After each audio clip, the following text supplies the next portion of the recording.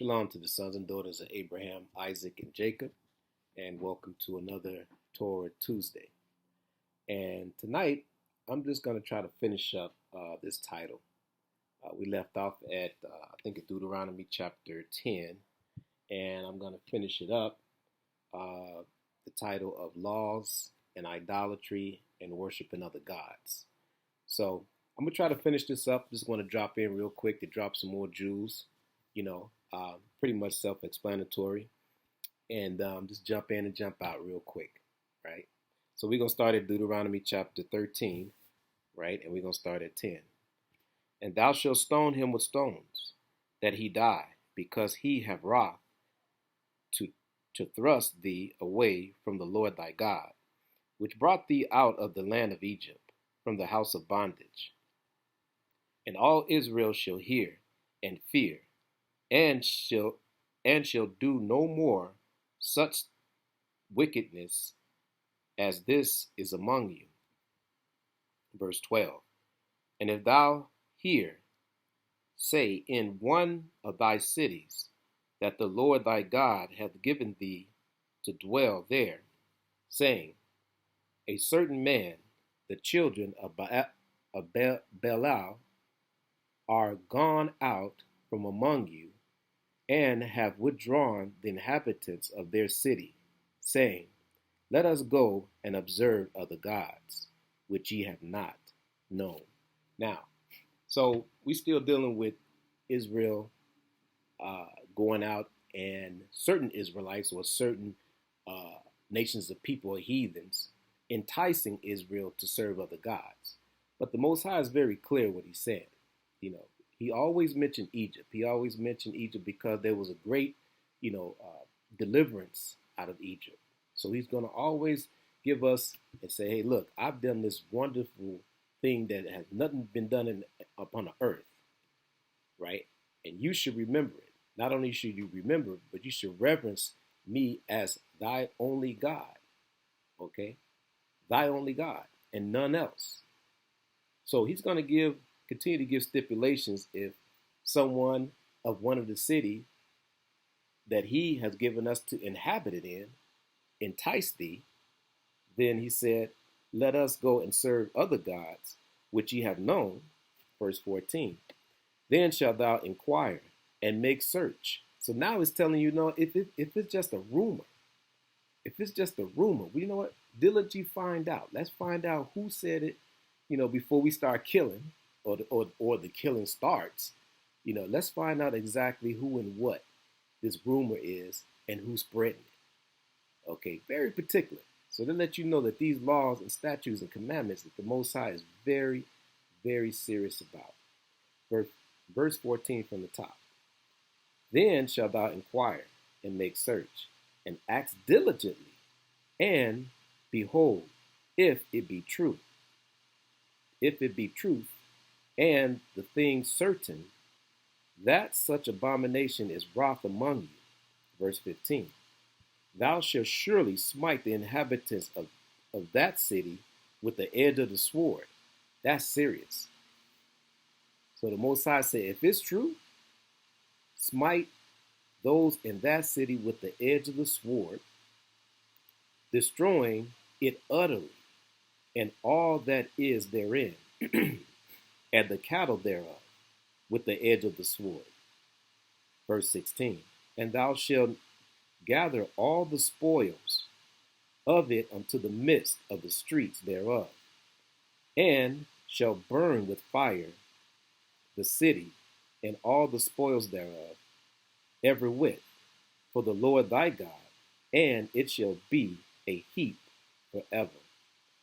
It shall not be built again, and there shall cleave none of the cursed thing to thy hand, that the Lord may turn from his furiousness of his anger, and show thee mercy, and have compassion upon thee, and multiply thee, as he has sworn to thy fathers. Verse 18. Then shalt thou hearken to the voice of the Lord thy God, and keep all his commandments, which I have kept thee this day, and do that which is right in the eyes of the Lord thy God. See, Most High is serious about it. And that's one thing about these laws, that they will be around forever. The scriptures say that heaven and earth shall pass away, but my law shall stand. So when we're back in power, these same laws we're going to implement upon the heathen and upon the other nations as well. They're going to be in their land, but they're going to have to follow the rules and the laws and the statutes of the Most High God. Okay? Now, I'm going to continue on, but I'm going to come out of verse 13. I'm going to go to Deuteronomy chapter 16. Right? Deuteronomy chapter 16. And I'm going to start with 22. Now, we're still dealing with laws dealing with idolatry and worshiping other gods. So that's Deuteronomy 16. And I'm going to read verse 22. Neither shalt thou set up any image which the Lord thy God hates. So now that lets you know that the Roman Catholic Church is in trouble. See, that's the thing. When you start reading these commandments and you start reading what thus said the Lord, you have to start looking around you and see, is these things comparable to the commandments that the Most High left us? And if not, then that's when you have to make your decision, whether you're going to serve these other gods or whether you're going to serve the Most High God of this Bible, the God of Israel. Okay, so I'm going to jump down to Deuteronomy chapter 17 and verse 2. Deuteronomy 17 and 2. If there be found among you within any of the gates which the Lord thy God giveth thee, man or woman, that have wrought wickedness in the sight of the Lord thy God, in transgressing his covenant. Verse 3. And have gone and served other gods and worshiped them, neither the sun nor the moon or any of the host of heaven, which I have not commanded. So to let you know that even though the sun and the moon has their ordinances, but the Most High said this too: don't worship them. Okay, the other nations did, especially in Egypt. Egypt worshiped. Everybody knows the sun god. In their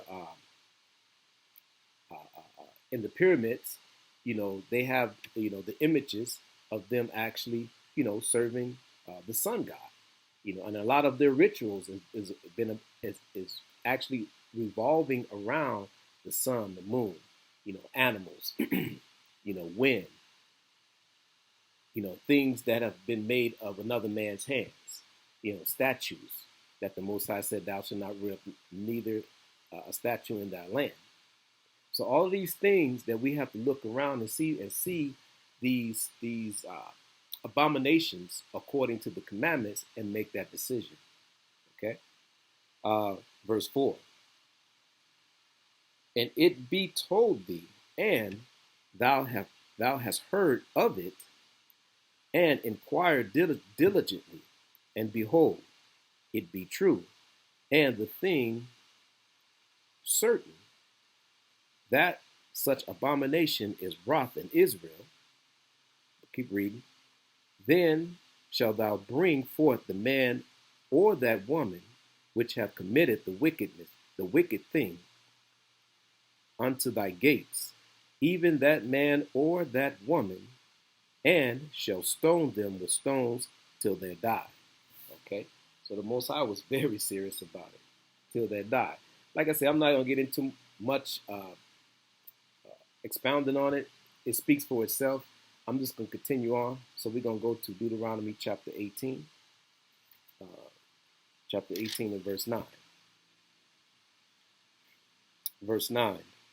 When thou art come into the land which the Lord thy God giveth thee, thou shalt not learn to do after the abominations of the nations. Okay? Verse 10.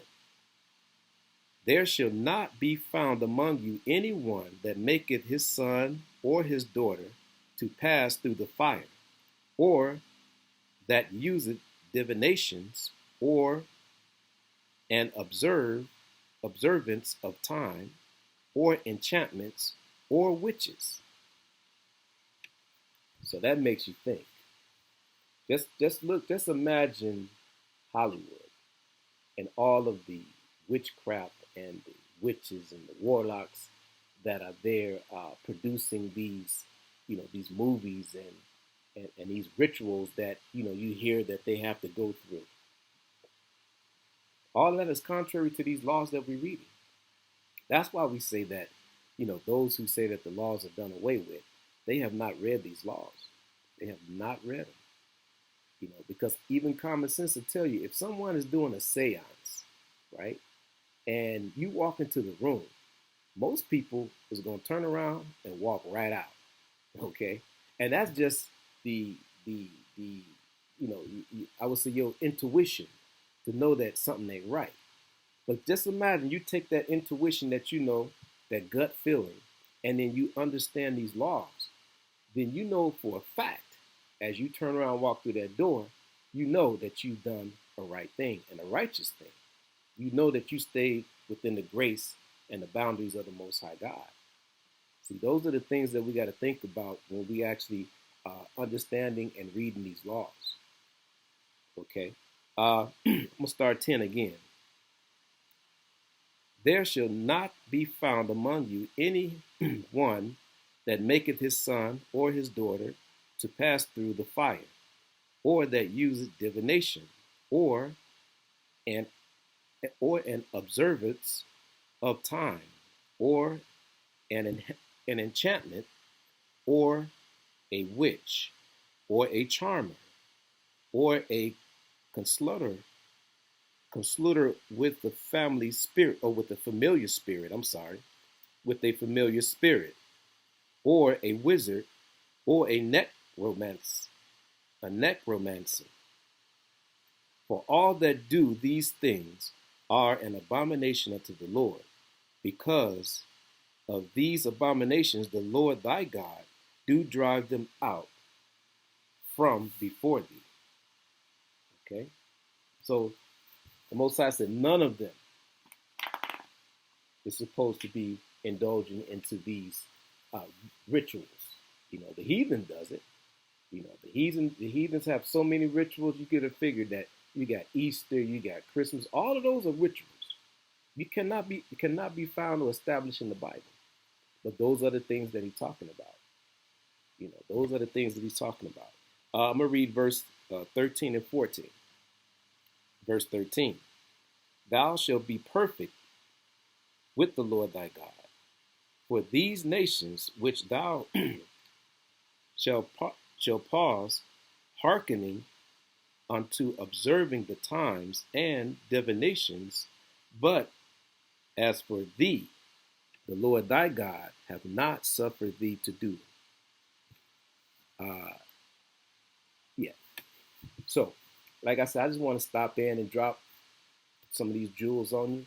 I'll pick it up the next Tuesday afterwards, and then we'll start going into another topic. Put it that way. So we'll start going to another topic. This is going to be the end of laws and idolatry and serving other gods. And with that, I say shalom. Stay safe.